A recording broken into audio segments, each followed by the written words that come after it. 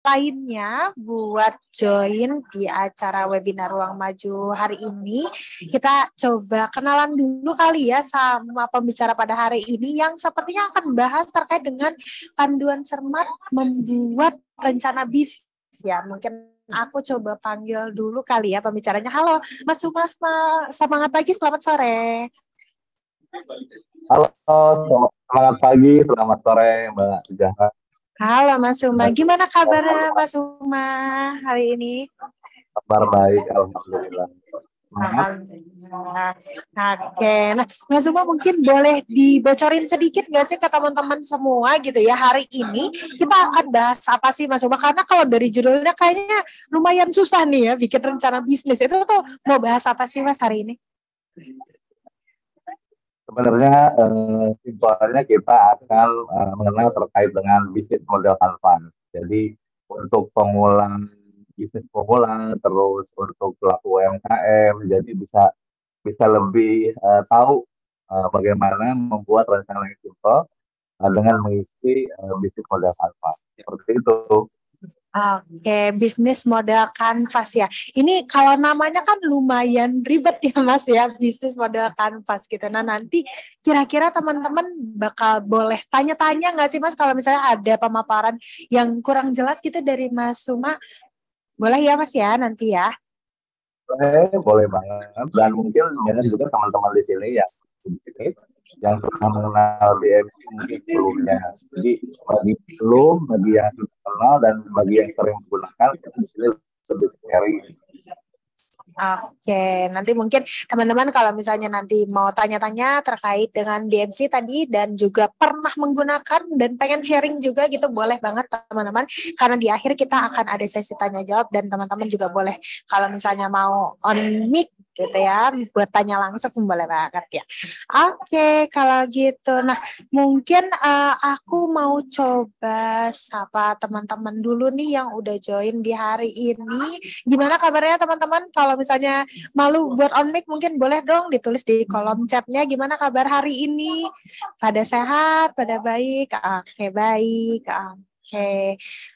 Oke, pada baik ya teman-teman. Nah, semoga nanti teman-teman bisa dapetin banyak manfaat dari webinar hari ini. Jangan lupa nanti disimak juga pemaparan dari Mas Suma. Dan jangan lupa kalau misalnya mau dicatat juga boleh banget ya teman-teman. Nanti silakan dicatat masing-masing. Karena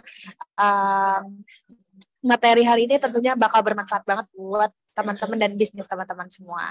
Oke, karena sudah jam segini juga, kita akan putar dulu nih video dari Maju kita ya, sebelum kita lanjut ke Mas Uma yang akan memaparkan materinya. Boleh mungkin ke kakak operator dibantu untuk pemutaran videonya ya.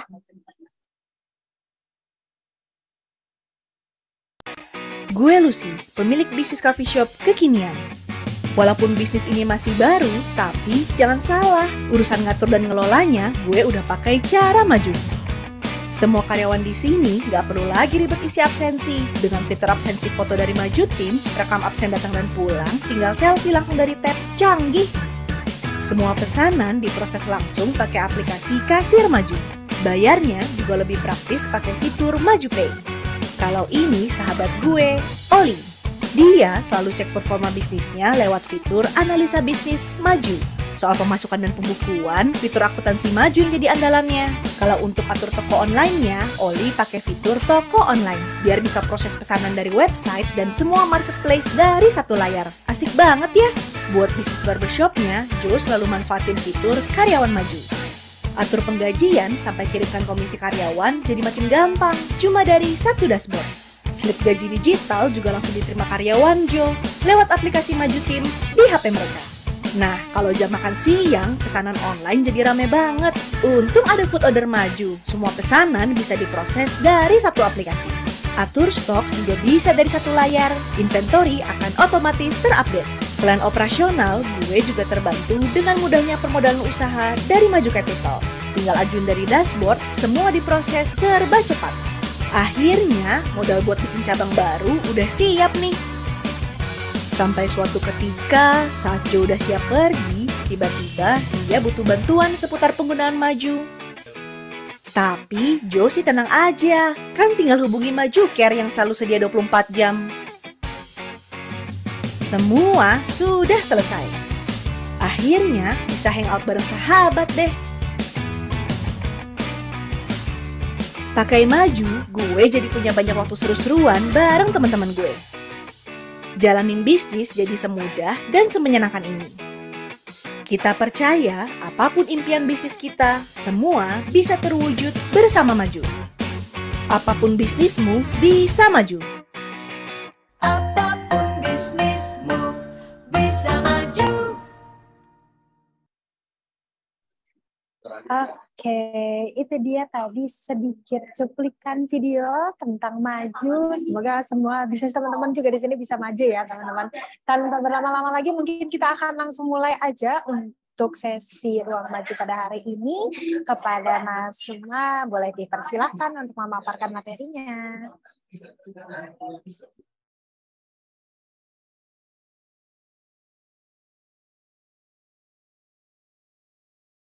Oke, selamat sore Bapak Ibu semuanya yang hadir di forum Ruang Maju pada sore hari ini.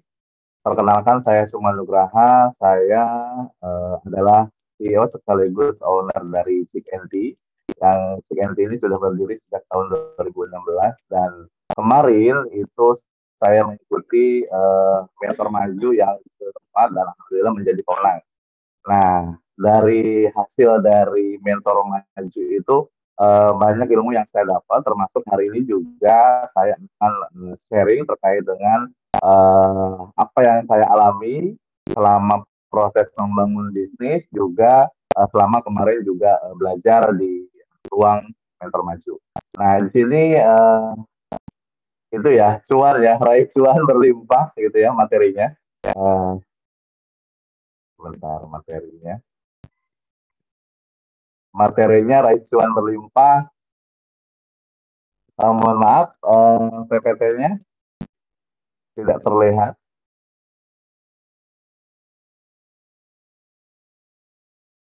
Halo? Nah, presentasinya raih cuan berlimpah dengan perencanaan bisnis yang tepat. Nah, mungkin langsung saja ya, apa yang harus dimiliki agar sukses dalam usaha. Kira-kira teman-teman tahu nggak sih apa saja yang harus dimiliki agar sukses dalam usaha? Nah, next, jawabannya adalah Jawabannya adalah 3C. Kira-kira ada yang tahu nggak C-nya apa? Cuan, cuan, cuan. Nah, kalau menurut saya, ya, menurut apa yang saya pelajari, ya, next, jawabannya adalah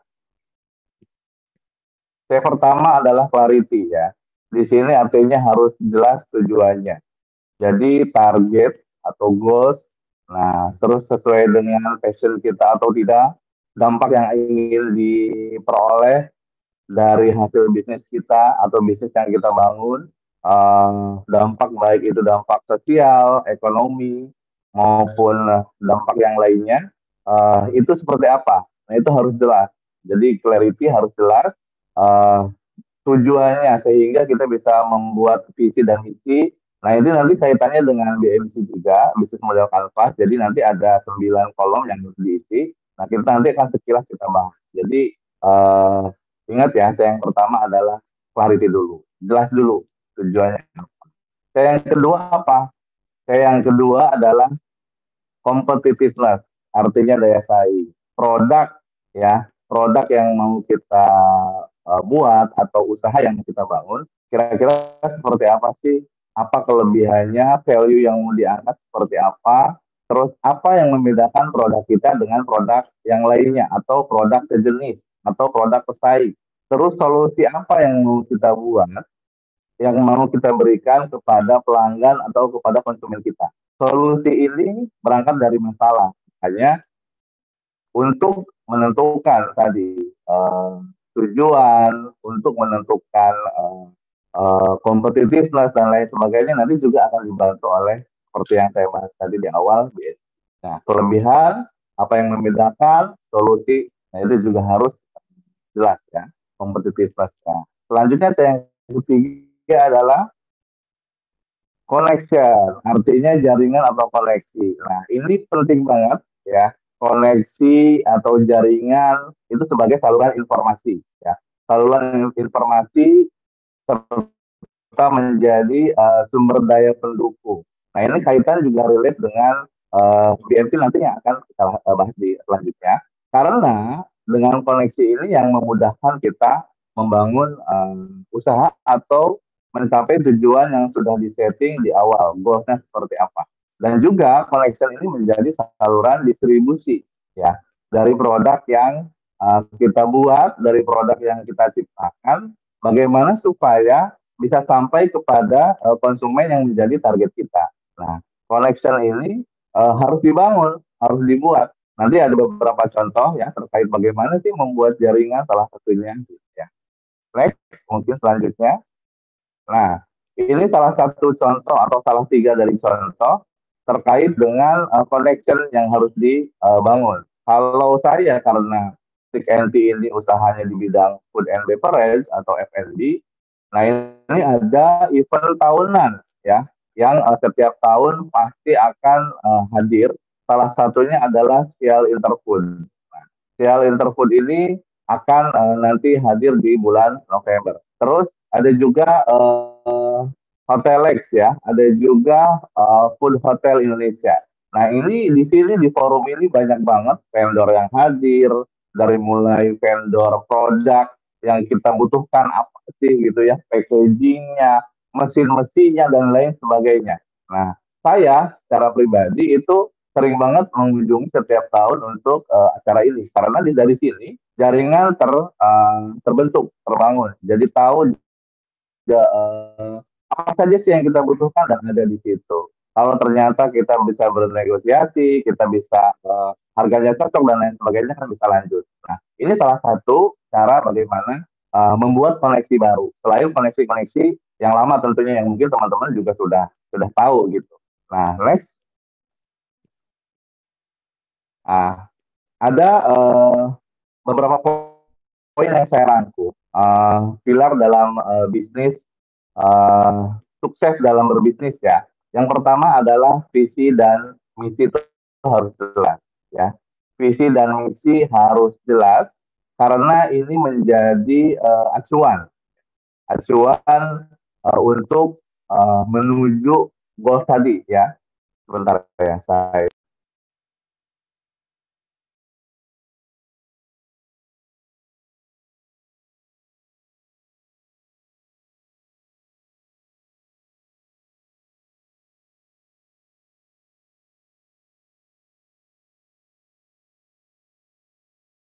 Oke, pilar ini ya. Pertama adalah visi dan misi, ya. Visi dan misi ini pandangan jangka panjang dan tujuan inti yang ingin dicapai oleh bisnis. Jadi harus jelas dulu nih visi misinya. Mau seperti apa? Apakah mau fokus ke pelayanan atau mau fokus ke harga dan lain sebagainya. Yang selanjutnya adalah strategi bisnis, ya. Strategi bisnis ini adalah rencana besar yang digunakan untuk mencapai visi dan misi ini. Jadi strateginya kayak gimana nih? Kalau kita ternyata ingin memperbanyak outlet, nah berarti strateginya seperti apa? Membuka outlet usaha yang banyak, atau kita mau ya udah jual franchise, jual kemitraan gitu, tidak perlu banyak-banyak, cukup satu punya outlet tapi jual franchise atau jual kemitraan. Itu juga tergantung visinya kayak gimana, strateginya bisa berbeda atau hanya sekedar mengumpulkan dana atau juga ada visi sosial lainnya dan lain sebagainya ya. Selanjutnya adalah manajemen yang kompeten, manajemen level C, mulai dari CEO, CFO, CMO, COO dan lain sebagainya, memiliki kemampuan mengambil keputusan yang tepat ya dan menginspirasi karyawan. Keputusan yang tepat ini penting karena setiap masalah memang harus ada solusi ya. Dari mulai kita harus tahu root cause-nya. Jadi ada 3 tahapan bagaimana ketika kita menemukan masalah. Pertama, cari akar masalahnya, root cause. Ya, itu penting banget. Jangan sampai kita memberikan solusi tapi ternyata tidak sesuai dengan akarnya. Ya, cari sampai akar masalahnya. Yang kedua adalah setelah ketemu akar masalahnya, bagaimana kita menutup dengan cepat. Correction, ya, correction. Langsung menutup dengan cepat. Nah, terus selanjutnya adalah corrective action. Corrective action ya.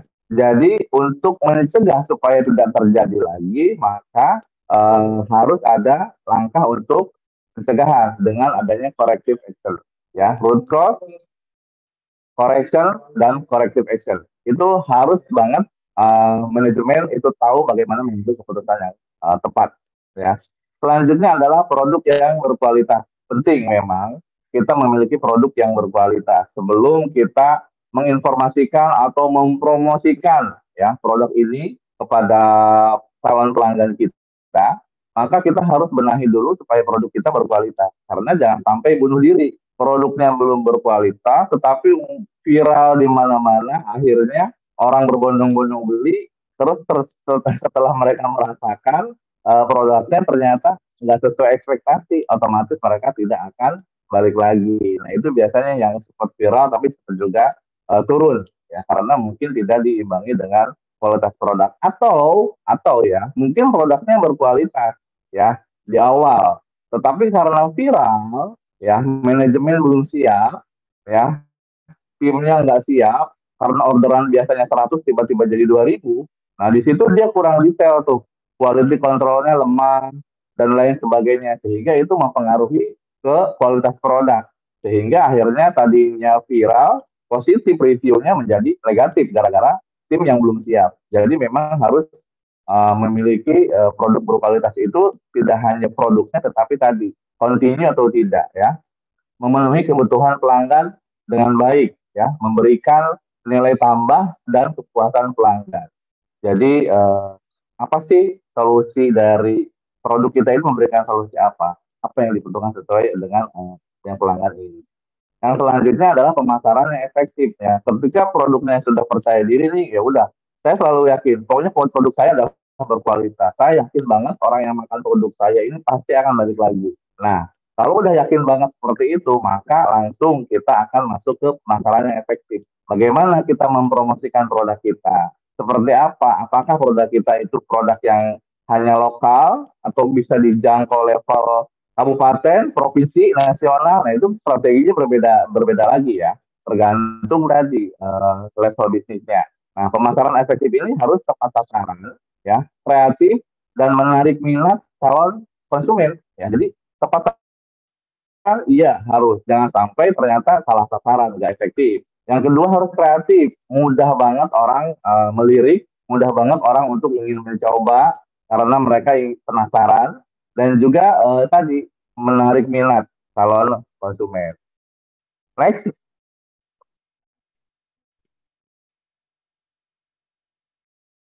yang selanjutnya adalah pendekatan inovatif ya. Pendekatan inovatif ini adalah berinovasi untuk memperbaiki produk, layanan, dan proses bisnis agar tetap relevan ya di pasar yang berubah dengan cepat. Jadi terus tuh berinovasi. Hari ini permintaan pelanggan bisa saja berbeda dengan 2 bulan atau 3 bulan ke depan. Kita harus inovatif, termasuk kemarin mungkin untuk UMKM seluruh Indonesia bagaimana merasakan dampaknya ketika ada bencana tahun 2020 ya, COVID.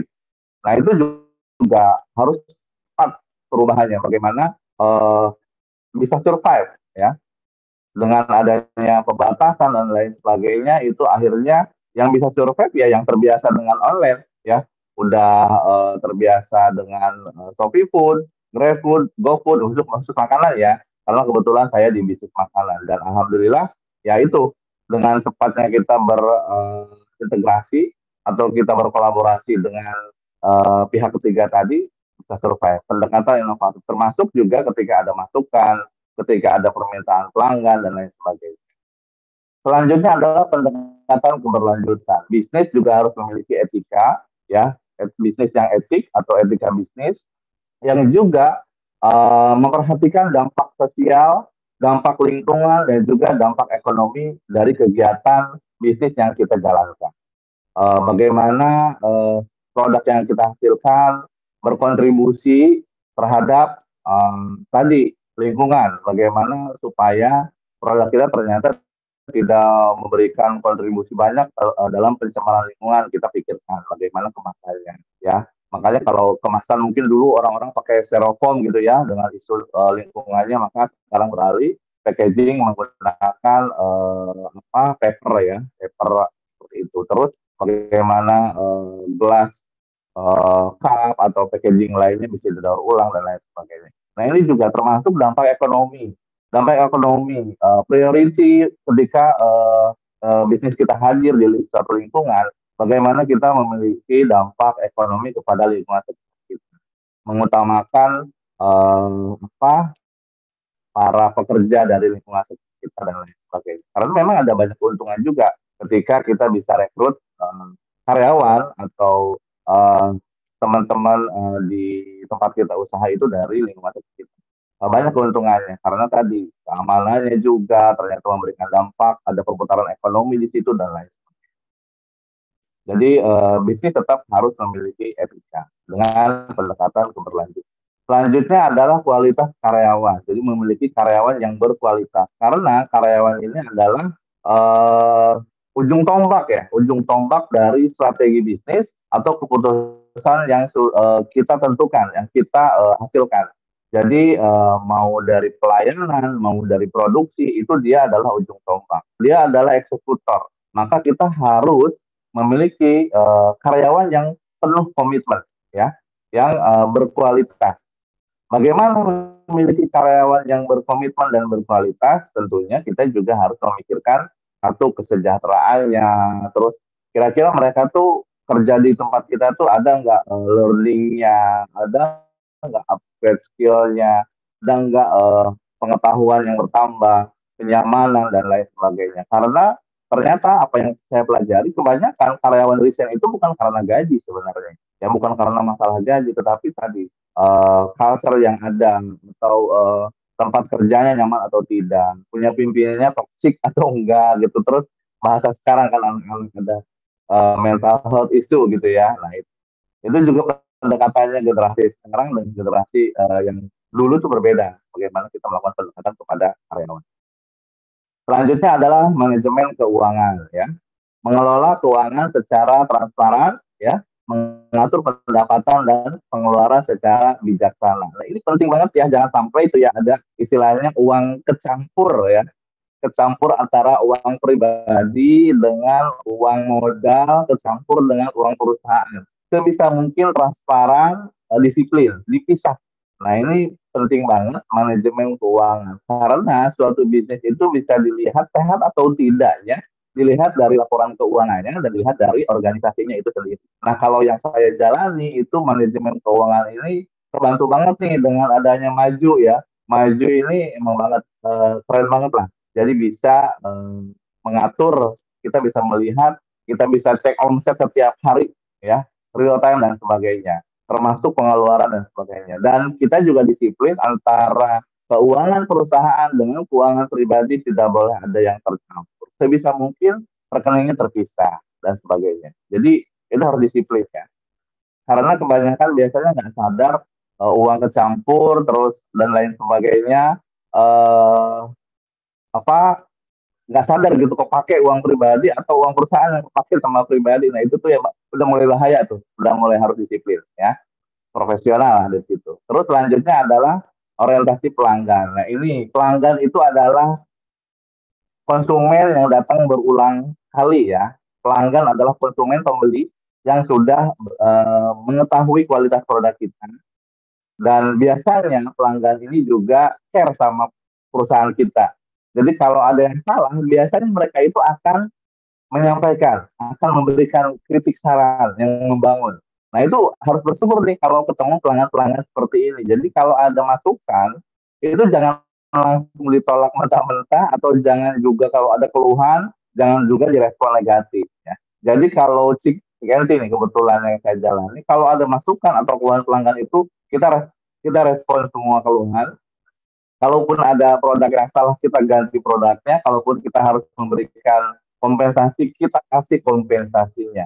Benar-benar selalu memberikan pelayanan yang memuaskan ya, dan memberikan solusi atas masalah pelanggan. Jadi pelanggan itu kan memilih produk itu tentunya dia memikirkan apa sih yang gue dapetin, benefit apa sih kalau gue beli produk ini, terus worth it nggak, sesuai nggak dengan uang yang gue harus keluarkan. Ini kita harus orientasi pelanggan, karena pelanggan adalah orang yang diutus oleh Allah Subhanahu Wa Taala untuk memberikan rezeki sama kita gitu. Jadi harus berorientasi pelanggan.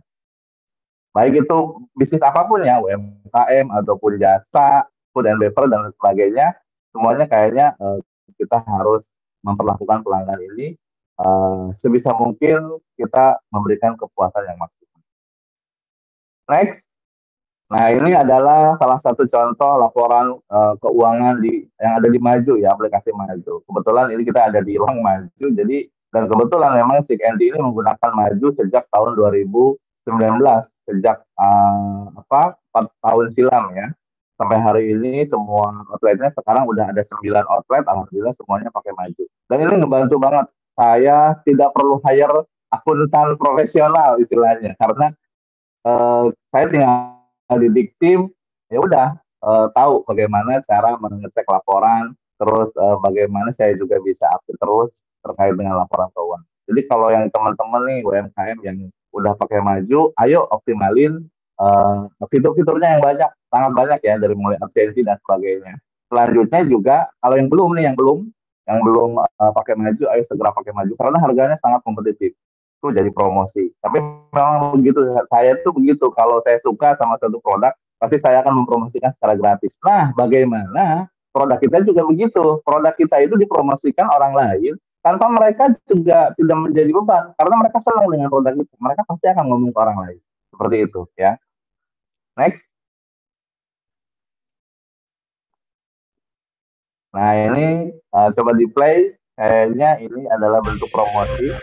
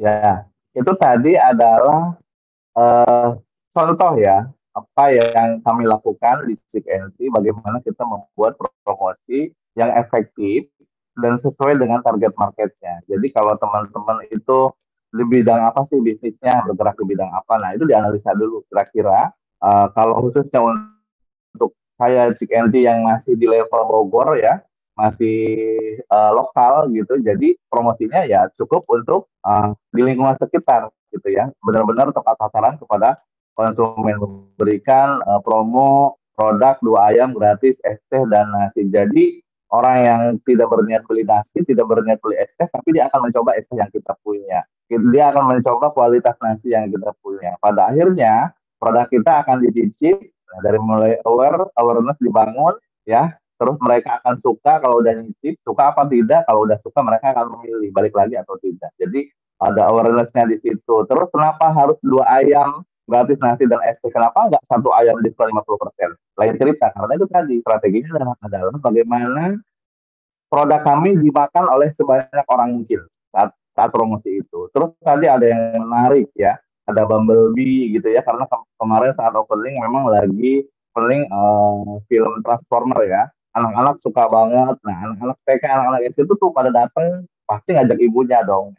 Akhirnya ibunya beli ayam, anaknya bisa foto sama Bumblebee. Bagi-bagi balon, terus bagi-bagi brosur juga. Orang yang sekedar lewat tetapi tidak berniat mampir atau tidak berkesempatan mampir karena masih kenyang, aduh nggak bisa beli sekarang, tapi dia bisa lihat brosur, bisa tahu harganya, kita jelas di situ promonya apa, harganya berapa, promo sampai kapan, pada akhirnya bisa tepat sasaran dan syukur-syukur mereka menyukai produk kita dan balik lagi. Jadi itu ya salah satu bentuk contoh ya, contoh bagaimana kita membuat promosi yang tepat sasaran dan mudah dilirik, orang nengok, ada musik, ada balon, ada robot gitu ya, ada promosi lagi, beli 2 ayam gratis nasi dan efek. Kurang apa coba? Nah, itu penting banget efek wow yang dibangun. Mungkin ada juga sih contoh-contoh yang keren lainnya yang viral di Instagram dan lain sebagainya. Tetapi ini salah satu contoh real yang kami jalankan. Nah, ini tadi alat bantu apa sih yang efektif untuk membuat perencanaan bisnis yang tepat tadi ya. Kita sudah bahas. Kita akan membahas terkait dengan bisnis model Canvas ya. Nah, next.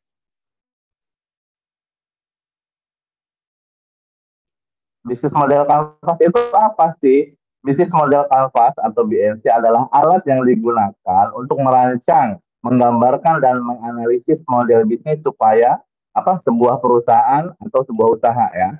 Jadi untuk merancang, menggambarkan dan menganalisis model bisnis.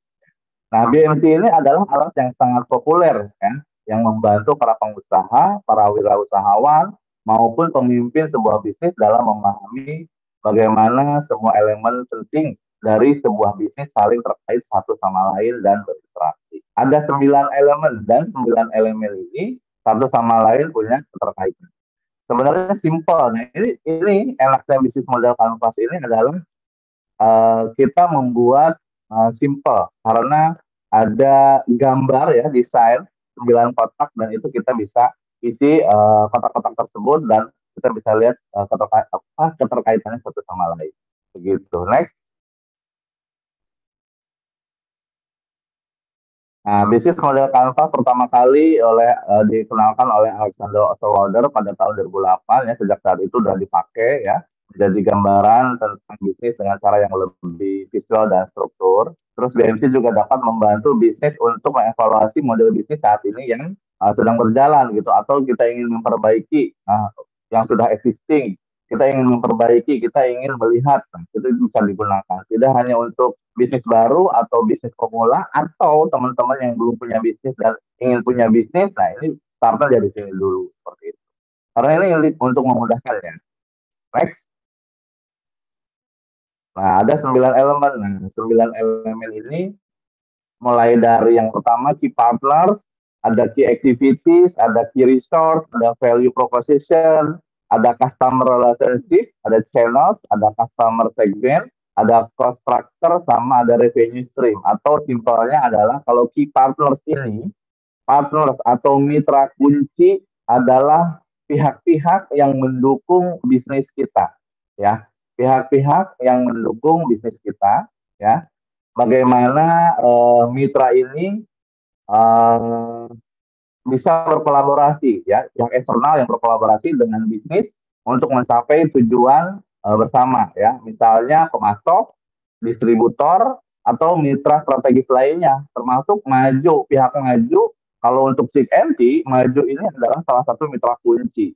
Karena kalau udah majunya error, contoh ya, wah pelanggan antri panjang tuh, kasir dan sebagainya. Ini termasuk laporan keuangan dimudahkan di Majuin. Nah, itu mitra kunci ya.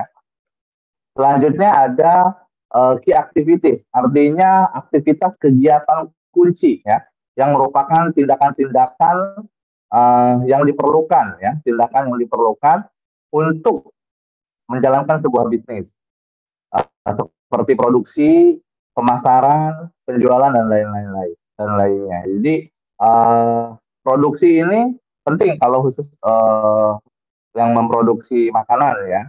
Berarti harus ada pengelolaan, bagaimana bahan baku masuk, bagaimana memproduksinya sesuai SOP atau tidak ya. Nah, itu ada aktivitas di situ. Selanjutnya pemasaran, kalau udah diproduksi bagaimana kita mempromosikannya, terus kalau udah dipromosikan ada orang beli, bagaimana kita cara menjualnya ya. Jadi ada aktivitas seperti itu. Selanjutnya ada yang di tengah itu adalah value proposition ya. Value proposisi nilai ini adalah merupakan nilai unik ya, nilai unik yang ditawarkan oleh produk atau layanan ya, yang kita ciptakan kepada pelanggan ya, menjelaskan mengapa produk kita ini lebih baik atau berbeda atau harus dipilih ya oleh pelanggan kita. banyak mungkin produk yang sama di luar sana, tetapi nilai atau value ini yang membedakan. Sehingga mereka akan balik lagi ke tempat kita dan mencari produknya, tidak menemukan hal yang unik itu di tempat lain. Seperti itu. Selanjutnya adalah customer relationship ya. Customer relationship ini adalah hubungan dengan pelanggan, ya, menggambarkan jenis hubungan yang akan dibangun dengan pelanggan seperti apa. Misalnya secara personalisasi, pelayanan, self service, ya. Tadi mau kalau kita pernah ke McD, mungkin teman-teman sekarang McD ada layar yang mereka itu self service, disentuh, tinggal pilih produknya, bayar, bisa klik di situ. Nah, berbeda dengan KFC gitu ya. Kalau karena saya ayam goreng jadi brand benchmarknya itu KFC McD ya. Nah itu KFC berbeda. Kadang saya mau beli pun pakai kris aja masih ditolak, ditolak. Mohon maaf Pak, krisnya masih tidak aktif atau lagi error. Nah itu beda banget tuh ya. Nah itu bagaimana customer relationship itu. Dan itu ngebangun hubungan dengan pelanggan gitu ya. Sehingga orang mau milih KFC atau mau milih McD, pelayanannya seperti apa, tadi value-nya kayak gimana, atau mau milih CNC ya. Selanjutnya adalah yang paling kanan itu customer segment. Nah, ini penting banget ya. Customer segment itu sebelum teman-teman memulai bisnis atau menjalankan bisnis atau mau merevisi customer segmentnya, ya. Segmen pelanggan ini menjelaskan siapa saja target pasar atau kelompok pelanggan yang akan dilayani oleh bisnis kita, ya. Segmen pelanggan ini bisa diidentifikasi berdasarkan demografi, terus perilaku, dan lain sebagainya. Apakah segmen kita ini ibu-ibu, bapak-bapak, generasi muda, dan lain sebagainya. Kalau segmen pelanggan di NT jelas, pelanggan utamanya adalah mahasiswa Institut Pertanian Bogor, gitu ya. Jelas, berarti mahasiswa banget nih. Harganya, kualitasnya, dan lain sebagainya. Mahasiswa itu apalagi yang well educated, kritis banget ya. Ada kesalahan sedikit aja, itu langsung dia bisa komentar. Dan itu yang membuat bisnis itu terus bisa bertumbuh. Karena ada yang mengkritis. Nah itu, segmen pelanggan itu penting ya. Mulai apa tadi? Ibu-ibu yang punya balita, mungkin. Kalau tadi punya es krim, usaha es krim, berarti anak-anak, bagaimana pendekatannya ke orang tuanya. Terus tadi kalau punya salon perempuan gitu ya segmennya. Perempuan yang umur berapa, seperti apa karakternya dan sebagainya. Ini ada nanti ada alatnya untuk bisa mendetailkan lagi ya persona pelanggan. Nah, selanjutnya adalah channel ya yang paling bawah itu adalah saluran distribusi. Saluran distribusi ini merupakan cara-cara di mana kita ya akan mengirimkan produk atau layanan kepada pelanggan, seperti melalui pengecer atau melalui penjualan online atau saluran distribusi lainnya. Jadi ini harus jelas bagaimana distribusi produk atau layanan kita bisa sampai kepada pelanggan. Penting karena sebagus apapun produk yang kita ciptakan, sespesial apapun bahan bakunya yang digunakan, tetapi tidak terdistribusi dengan baik kepada pelanggan, maka tentunya tidak akan menjadi cuan gitu ya, yang ada rugi. Jadi harus jelas distribusinya seperti itu. Lanjut adalah cost structure ya. Nah ini adalah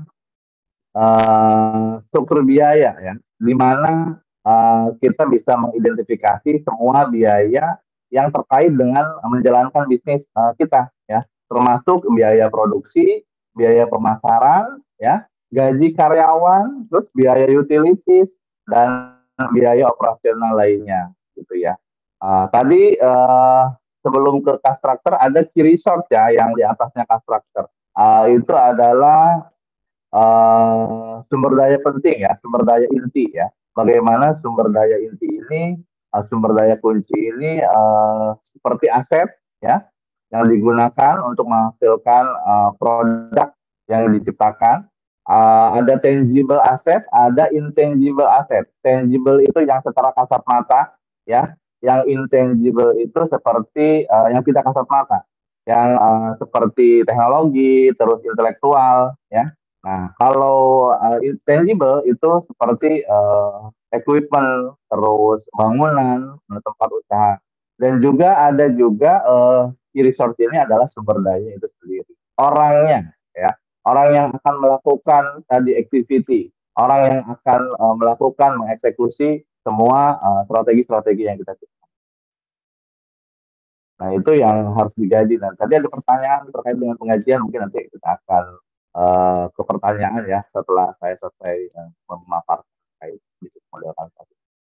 Nah, tadi cost structure sudah dibahas ya terkait dengan biaya yang muncul. Nah, selanjutnya adalah revenue stream. Nah, revenue stream ini penting banget ya. Bagaimana menjadi sumber pendapatan? Bagaimana apa yang sudah kita rencanakan tadi, dimulai dari key apa dari mulai key activity, key partners ya, key resource semuanya mendukung. Terus bagaimana kita juga sudah menganalisa pelanggan kita, persona pelanggannya kita sudah tahu, target marketnya siapa, terus bagaimana kita mempromosikan, distribusi channel bagaimana. Nah, ini penting banget revenue stream ini, bagaimana mengidentifikasi sumber-sumber utama pendapatan kita ya, pendapatan dari bisnis kita. Bagaimana intinya segala sesuatu yang kita lakukan di atas itu bisa menjadi uang, bisa menjadi keuntungan ya.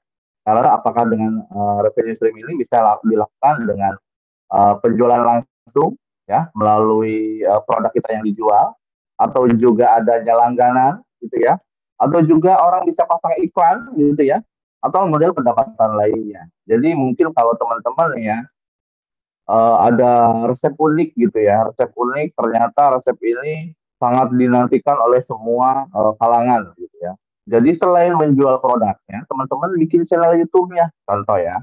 Nah, di channel YouTube itu ternyata produk yang teman-teman ciptain itu di shoot dengan baik, ada pengambilan gambar dengan baik, ternyata viral gitu ya. Dan ada uang masuk dari viralnya YouTube tersebut. Nah, itu juga menjadi satu revenue stream gitu. Jadi banyak ya, banyak sekarang itu untuk revenue stream, termasuk tidak hanya menjual barang produk jadi, tetapi kita bisa jual bahan baku. Mungkin yang punya laundry tidak hanya memberikan pelayanan kepada pelanggan secara langsung dengan laundrynya, tetapi bisa juga ya menjual sabunnya, atau menjual deterjennya, atau menjual pengharumnya, pewanginya, parfumnya secara nasional gitu, melalui akun TikTok Shop, melalui akun Shopee dan lain sebagainya. Nah, karena apalagi produknya unik gitu. Jadi itu bisa menjadi revenue stream yang baru gitu. Jadi itu ya 9 elemen bisnis model kanvas yang perlu teman-teman mulai startnya dari mana, bagaimana bisnis ini mau dibawa kemana arahnya, sehingga jelas langkah yang diambil, strategi yang diambil. Jadi itu ya. Next. Ini tadi penjelasan penjelasan yang sudah saya paparkan tadi. Next. Next. Lanjut. Ya, ini penjelasan dari tadi sudah saya bahas. Nah, ini adalah bisnis model kanvas eh, yang harus teman-teman isi template-nya. Jadi dari 9 elemen tadi, mulai dari partners ya, dari mulai partner kunci atau mitra. Jadi kalau saya mau jual es teh ini, contoh es teh yang mau saya jual, kira-kira partners itu siapa saja sih yang akan mendukung bisnis saya sehingga saya bisa menghasilkan es teh yang bersaing, yang berdaya saing, udah rasanya enak, kualitasnya bagus, packagingnya oke, harganya juga bersaing. Nah, ini harus dicari tuh partnernya siapa. Pertama, tentunya mungkin kalau ST itu mitranya bisa mitra esnya sendiri ya, yang jual es batunya, packagingnya, cupnya, tehnya sendiri, sedotannya ya, vendor sedotan, vendor mesin sealernya, vendor banyak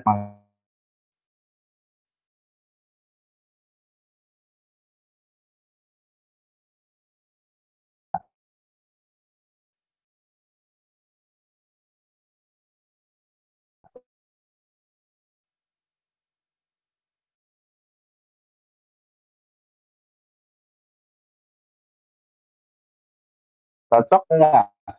Kita dapat keuntungan nggak dengan yang dijual harga sekian masih dapat untung atau tidak ada kiriman bahan baku, bahaya juga. Lagi vendor mengirim produk itu bahaya tuh, kita mengecewakan pelanggan. Jadi itu adalah yang harus diisi oleh teman-teman ya, terkait dengan bisnis model kanvas. Next,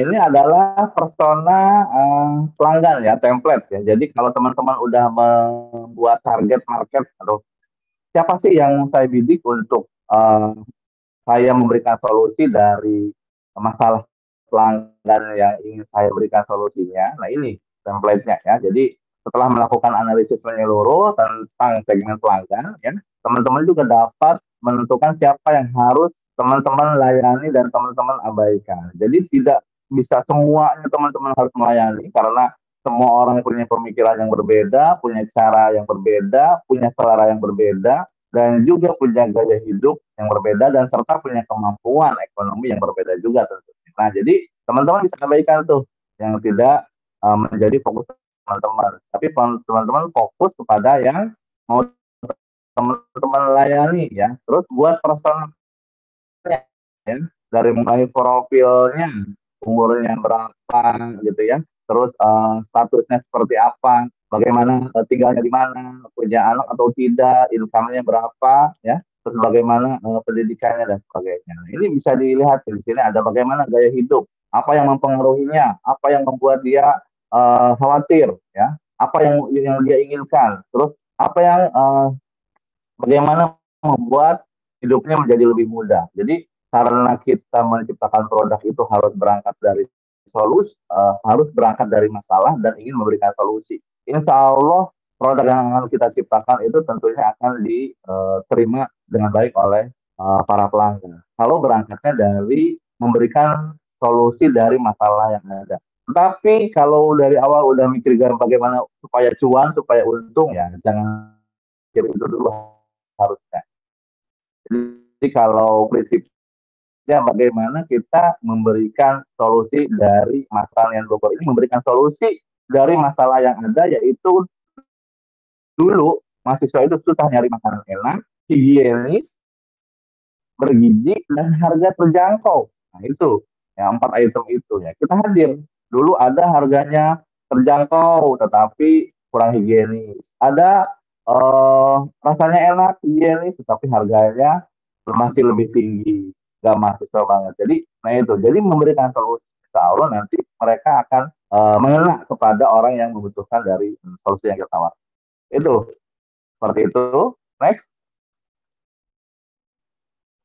Nah, bagaimana mengubah pembeli menjadi pelanggan. Pembeli yang sudah saya bahas tadi adalah orang yang hanya sekedar beli, tetapi pelanggan adalah orang yang repeat order, yang udah ada keterikatan batinnya dengan produk yang kita ciptakan. Atau orang yang merasa menemukan solusi dari masalah yang dia rasakan, gitu ya. Bagaimana? Ya, itu pastikan produk terdelivery secara kualitas maupun secara layanan. Bagaimana kita mendelivery produk ini, kualitasnya benar-benar mereka rasakan, pelayanannya juga mereka benar-benar rasakan. Seperti tadi di CNT ini, kalau ada yang komplain aja, produknya salah, udah pasti produknya itu kita akan ganti secara gratis. Ya. Kalau ada yang komplain ternyata nggak sesuai gitu ya, beli 10 datangnya 9 gitu ya, atau kalau online gitu biasanya ada keluhan ternyata ada barang yang kurang, udah kita minta maaf, kita ganti, kita berikan kompensasi lagi. Jadi itu bagaimana mereka itu merasa benar-benar dilayani dengan baik. Yang kedua, jalin hubungan baik dengan pelanggan ya masukan maupun pertanyaan atau kritik saran diterima, dan itu juga akan membuat kita besar karena setiap masalah itu memberikan kita tantangan, sehingga kita harus mencari solusi dari masalah yang ada, dan itu yang membuat kita akhirnya terus belajar, terus memperbaiki. Selanjutnya pastikan penawaran yang menarik, yaitu di setiap periode yang diberikan kepada para pelanggan kita sesuai kebutuhan mereka. Nah, seperti yang saya alami, CNT ini setiap bulan udah pasti ganti promosi, setiap bulan pasti ganti promo menunya gitu ya. Kemarin ada promo extra wingers, potongan harga. Hari ini kita ada waktu ada, oh iya, halo Mas Rumah, iya, waktu Ini terakhir ya. Jadi untuk setiap bulan berganti promosi. Jangankan kita yang UMKM, perusahaan besar aja ya, sekelas Indofood, sekelas perusahaan-perusahaan besar lainnya itu pasti mereka akan terus mempromosikan produk mereka. Kita teman-teman nonton di TV itu bagaimana ada menu baru, bagaimana Indomie selalu ada di setiap TV. Padahal itu mereka sebenarnya udah nggak perlu promosi, tetapi tetap dilakukan seperti itu. Jadi itu ya bagaimana kita mengengage pelanggan, pembeli menjadi pelanggan dan seperti itu. Nah itu tadi bahasan terkait dengan BMC. Kalau ada yang belum jelas kita bisa diskusi dan kalau sudah ada yang tahu juga bisa sharing. Terima kasih ya dikembalikan kepada Mbak Jangan. Assalamualaikum warahmatullahi wabarakatuh. Waalaikumsalam warahmatullahi wabarakatuh. Oke, terima kasih banyak Mas Suma untuk pemaparannya. Tadi udah banyak banget ya hal yang di-sharing oleh Mas Suma gitu. Dari mulai elemennya, terus apa aja sih yang perlu diperhatikan ketika teman-teman mau membuat perencanaan yang baik ya, sampai ke cost-cost dan lain sebagainya. Nah mungkin untuk teman-teman yang mau mengajukan pertanyaan ke Mas Suma boleh dipersilahkan untuk dituliskan melalui chat box karena kita waktunya cukup terbatas, jadi mungkin cuma beberapa aja nih yang bisa aku pilih, jadi teman-teman silahkan langsung tuliskan aja pertanyaannya di chat box. Oke, Mas Suma, ini udah ada masuk satu pertanyaan nih dari tadi ya saat ngejelasin dari Kak Lina Widianti. Kak, gimana cara menggaji karyawan sementara income atau penghasilan kita kurang? Selama ini saya masih memberikan mereka gaji part-time, dibayar per hari. Nah, mungkin dari Mas Suma boleh menjelaskan sedikit nih gimana enaknya ya, Mas Suma? Untuk memulai sebuah bisnis, pasti memang tidak ujuk-ujuk produk kita ini langsung laris gitu ya. Pasti ada masa-masa mereka ini, pelanggan ini, awareness, dibangun dulu awareness-nya. Mungkin belum memilih. Mereka itu aware dulu, oh ada brand baru nih, gitu ya. Nah itu mereka baru melirik tuh. Nah itu butuh waktu, ya. Butuh waktu 1 bulan, 2 bulan, 3 bulan, gitu ya. Sampai mungkin 6 bulan. Sampai pada akhirnya mereka mau nyoba produknya. Pada akhirnya mereka balik lagi. Nah makanya tadi strategi promosi yang baik, yang tepat sasaran, yang efektif itu perlu di awal, di wow gitu. Seperti yang dilakukan oleh CKC ketika kita open di tempat baru itu benar-benar kita promosi supaya apa? Supaya orang mau mencoba. Nah terus ternyata bagaimana setelah berjalan 1, 2, 3 bulan, 6 bulan masih minus gitu ya, masih belum ada omset yang bagus sehingga untuk penggajian karyawan tuh masih tadi pakai part time dan lain sebagainya. Nah kalau kami strateginya adalah untuk 1 tahun pertama itu udah pasti invest. Jadi semua pengeluaran itu dimasukkan ke modal. Jadi untuk penggajian karyawan untuk 6 bulan pertama maupun untuk 1 tahun pertama itu udah kita siapkan dari awal. Udah pasti itu. Jadi mau apapun yang terjadi nanti dengan bisnis kita, karyawan itu tetap memang sudah disiapkan gajinya. Itu jadi modal di awal harus ada. Tidak hanya modal untuk pembelian equipment, sewa dan lain sebagainya, tapi termasuk tadi membayar SDM itu juga sudah disiapkan di 1 sampai 3 atau sampai 6 bulan pertama sampai setahun pertama. Nah kalau ternyata sudah 3 bulan itu awareness tuh baru dibangun tuh. Jadi biasanya itu juga yang kami rasa. Jadi setelah bulan keempat tuh baru tuh kelihatan tuh orang mulai balik lagi 5 ke 6 pada akhirnya di bulan keberapa itu bisa BP gitu. Jadi emang harus modalnya harus di awal disiapkan. Tapi bagaimana kalau ternyata memang modalnya pas-pasan gitu kan untuk karyawan yang kita punya aja masih part time. Artinya berarti kan sebagai owner masih harus terjun juga, masih harus turun tangan tuh di 1 bulan, 2 bulan, 3 bulan pertama. Kalau perlu mungkin belum bisa menggaji karyawan, ya udah teman-teman yang di situ dulu karena bisa jadi karyawan juga belum tentu value-nya sama dengan owner. Itu penting banget.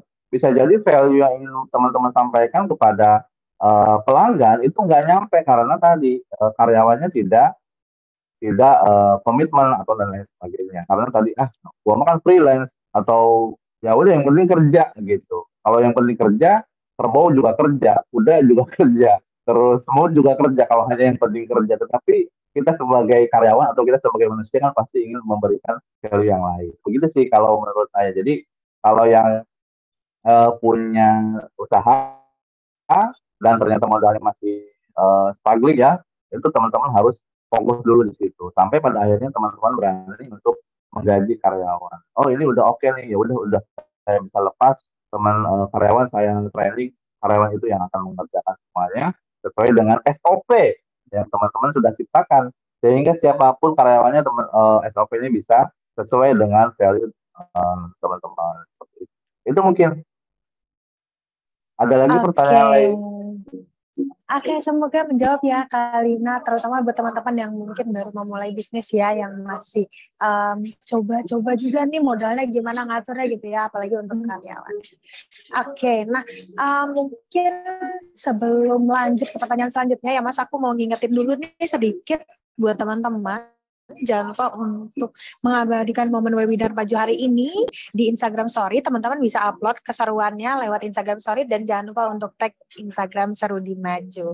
Teman-teman juga boleh cek profile IG Seru di Maju karena di situ ada giveaway yang sedang berlangsung. Jadi teman-teman bisa ikutan juga giveaway-nya untuk dapetin hadiahnya ya teman-teman. Silahkan langsung cek IG Story Seru di Maju ataupun postingan yang lagi dipin sama Instagram Seru di Maju. Oke, Mas Uma. Mungkin kita akan lanjut ke pertanyaan selanjutnya karena waktunya cukup terbatas nih. Ada pertanyaan juga dari Kak Andri Yuda tadi terkait permodalan gimana ya, bisa dibantu jelaskan lagi dari Maju. Mungkin aku coba jawab sedikit dulu ya. Teman-teman, untuk permodalan di Maju kita menyediakan berbagai jalan gitu untuk teman-teman supaya bisa menjalankan usahanya. Tapi syaratnya itu cuma satu aja teman-teman, yang penting adalah langganan Maju dulu ya teman-teman. Jadi nanti di dashboard Maju juga itu ada menu untuk mengajukan modal. Selain itu juga kita punya program mentor Maju untuk teman-teman bisa mendapatkan hadiah modal usaha. Untuk cari tahu lengkapnya bisa cek-cek Instagram @majuindonesia juga ya, maju.indonesia kayak gitu. Semoga menjawab ya teman-teman. Pokoknya syaratnya memang cuma satu aja, yang penting langganan Maju dulu. Nanti kita bisa bantu teman-teman untuk memberikan modal usaha untuk usaha tetap. Oke, nah ada pertanyaan terakhir nih dari Kak Hasim Kimpu, Mas Uma. Selamat sore Mas Uma, saya memiliki keinginan untuk memulai usaha laundry, namun saya masih belum yakin apakah itu adalah bisnis yang tepat untuk saya jalankan. Kira-kira hal apa aja yang harus saya pertimbangkan? Gimana Mas Uma? Untuk ingin memulai bisnis laundry tetapi masih belum yakin apakah itu bisnis yang tepat. Artinya untuk mengetahui teman-teman ini pertama ya harus berangkat dari tadi clarity dulu, clear dulu nih teman-teman tujuannya, passionnya di mana gitu ya. Apakah di dunia laundry ini adalah passion teman-teman ya, suka dengan baju bagus, bagaimana menciptakan memberikan nilai value yang lebih untuk baju sederhana menjadi luar biasa dan sebagainya gitu ya, dicuci dengan baik. Nah, atau memang kalau udah passion, bagaimana apakah ini tepat atau tidak? Tadi, kalau tepat atau tidaknya, pertama memang harus survei lokasi, ya strategis atau tidak. Di situ ada nggak banyak kerumunan orang-orang yang kayaknya nggak bisa nyuci sendiri dah. Udah pasti nge-laundry gitu. Apakah di situ ada kompleks perusahaan pabrik gitu ya, banyak pas-pasan karyawan atau banyak mahasiswa di situ yang setiap harinya dia bisa pasti akan laundry baju karena nggak ada waktu buat ngucek sendiri gitu di kos-kosan. Nah itu, jadi tempatnya dipilih strategis atau tidak gitu ya. Terus tadi memberikan solusi apa gitu untuk pelanggan kita yang ada di sekitar situ. Gitu. Jadi yakin atau tidaknya itu tadi strategis tidak tempatnya, ada enggak orang yang akan memakai jasa kita, akan membeli produk kita dan lain sebagainya. Kalau udah yakin banget nih, udah pasti di situ juga sudah banyak laundry, sudah ada laundry yang lain. Oke, eksekusi. Tetapi kalau ternyata di situ belum ada laundry, tetapi memang di situ juga semua orang tidak mungkin melaundry karena udah pasti banyak ibu rumah tangga di komplek itu yang memang dia tidak bekerja. Kalaupun ada satu dua gitu yang akan laundry gitu atau laundry karpet. Nah, atau tadi mau spesialisasi bukan laundry baju tetapi laundry karpet atau laundry sofa atau laundry apa gitu ya. Itu harus dianalisa dulu teman-teman ya, dari siapa ya dari penanyanya.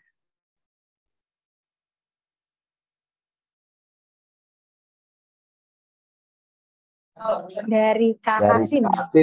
Hasim ya. Jadi Mas Hasim harus pastikan dulu tadi strategisnya, terus memberikan solusi atau tidak, terus mau laundry seperti apa spesifiknya gitu. Kira-kira jasa yang menggunakan jasa laundry Mas Hasim ini siapa? Gitu. Jadi harus dianalisis persona pelanggan tadi. Gitu. Kalau belum yakin, yakinkan dulu. Karena kalau ragu-ragu, jangan. Tapi harus yakin. Karena kalau udah yakin itu, udah 100%, ya udah apapun yang terjadi maju. Tapi kalau ragu-ragu, apalagi laundry itu nggak mudah ya, equipment-nya atau modalnya itu cukup besar ya. Mesin-mesinnya atau mesin cucinya dan sebagainya juga investasinya besar. Jadi jangan ragu-ragu, harus yakin dulu. Ya, itu aja sih menurut saya. Mudah-mudahan menjawab. Harus yakin dulu apapun usahanya. Oke, benar banget nih, harus yakin ya Mas. Nanti kalau misalnya mau membangun bisnis, boleh survei-survei dulu gitu tempatnya dan lain sebagainya untuk mendukung bisnis teman-teman supaya tetap maju. Oke, Mas Uma, karena kita waktunya lagi-lagi terbatas, buat teman-teman yang mungkin masih ada pertanyaan terkait dengan perencanaan bisnis gitu, kita juga tetap ada kok sesi di setiap hari Jumat kita selalu ada ruang maju. Jadi teman-teman kalau misalnya pengen dapat ilmu lain juga, boleh banget daftar lagi untuk ikut sesi ruang maju selanjutnya.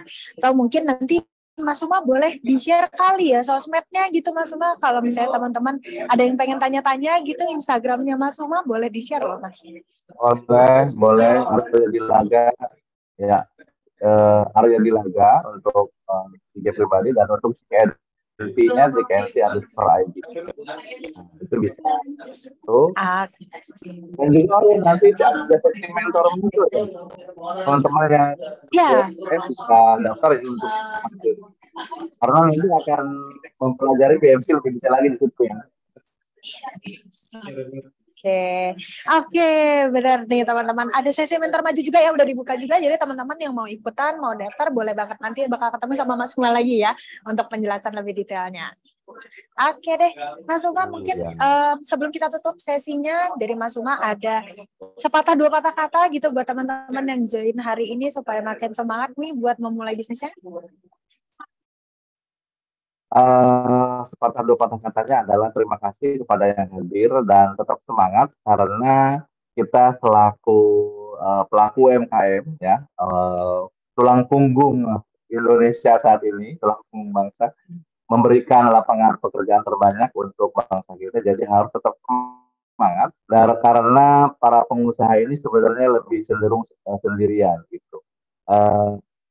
Kadang mungkin ditinggalkan gitu ya sama tim gitu ya, kalau memang ada hal-hal yang tidak sesuai. Jadi tetap semangat, tetap jaga spiritnya untuk terus maju karena teman-teman juga bisa dibantu. Kalau tadi yang manual mau beralih ke digital, ada juga POS maju gitu. Jadi teman-teman yang bergerak di UMKM dan belum beralih ke digital, ayo beralih ke digital dari manual, karena itu juga benar-benar tidak banyak masalah yang lebih rumit lagi karena kita bisa memikirkan yang lebih.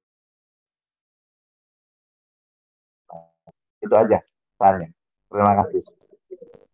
Oke, terima kasih banyak Mas Uma untuk kalimat penutupnya gitu ya teman-teman. Semoga bisa terus semangat untuk memajukan bisnisnya dan jangan lupa ada maju juga nih yang siap mendukung teman-teman untuk memajukan bisnis teman-teman. Oke, terima kasih banyak Mas Uma untuk pemaparannya, untuk ilmunya hari ini. Semoga bermanfaat juga buat teman-teman yang hadir pada sesi sore hari ini. Buat teman-teman juga jangan lupa untuk mengisi form evaluasi yang sudah di-share juga melalui chatbox karena nantinya akan ada hadiah juga nih buat teman-teman yang beruntung.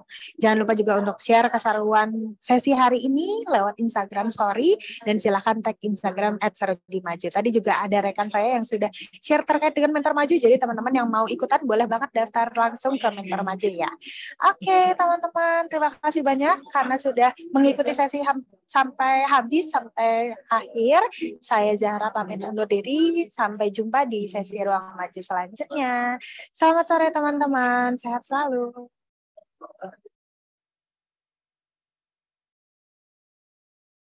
Waalaikumsalam. Sampai jumpa. Terima kasih. Semua karyawan di sini nggak perlu lagi ribet isi absensi. Dengan fitur absensi foto dari Maju Teams, rekam absen datang dan pulang, tinggal selfie langsung dari tab. Canggih! Semua pesanan diproses langsung pakai aplikasi Kasir Maju. Bayarnya juga lebih praktis pakai fitur Maju Pay. Kalau ini sahabat gue, Oli. Dia selalu cek performa bisnisnya lewat fitur analisa bisnis Maju. Soal pemasukan dan pembukuan, fitur akuntansi Maju yang jadi andalannya. Kalau untuk atur toko online-nya, Oli pakai fitur toko online. Biar bisa proses pesanan dari website dan semua marketplace dari satu layar. Asik banget ya! Buat bisnis barbershop-nya, Joe selalu manfaatin fitur karyawan Maju. Atur penggajian sampai kirimkan komisi karyawan jadi makin gampang. Cuma dari satu dashboard. Slip gaji digital juga langsung diterima karyawan Joe lewat aplikasi Maju Teams di HP mereka. Nah, kalau jam makan siang, pesanan online jadi rame banget. Untung ada food order Maju. Semua pesanan bisa diproses dari satu aplikasi. Atur stok juga bisa dari satu layar. Inventory akan otomatis terupdate. Selain operasional, gue juga terbantu dengan mudahnya permodalan usaha dari Maju Capital. Tinggal ajuin dari dashboard, semua diproses serba cepat. Akhirnya, modal buat bikin cabang baru udah siap nih. Sampai suatu ketika, saat Joe udah siap pergi, tiba-tiba dia butuh bantuan seputar penggunaan Maju. Tapi Joe sih tenang aja, kan tinggal hubungi Maju Care yang selalu sedia 24 jam. Semua sudah selesai. Akhirnya bisa hangout bareng sahabat deh.